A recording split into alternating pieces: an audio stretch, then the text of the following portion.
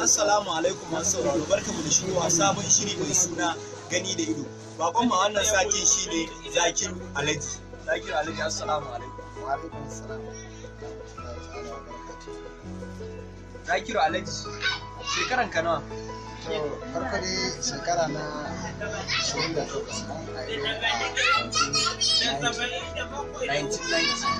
Shekara 28.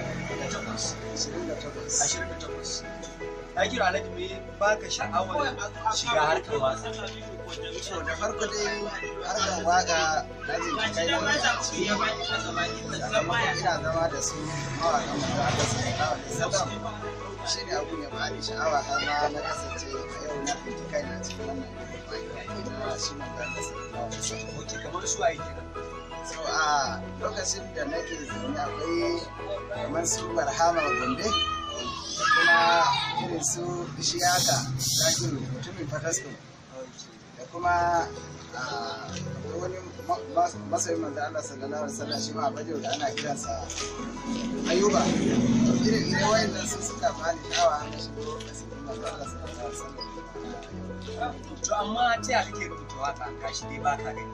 To a gaskiya ni waka ba rubuta nake ba. A kaina take zuwa rera ta kuma in je gaban malamai na su tantance ni baitocin da na rera sannan in tafi studio da zuwa in rera ta. To Malam Alhaji, ta yaya ake yi waƙoƙinka sun kai guda nawa?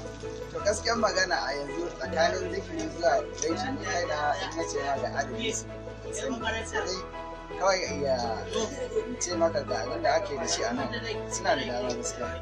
Amma wace waka ka fara yi a duniya?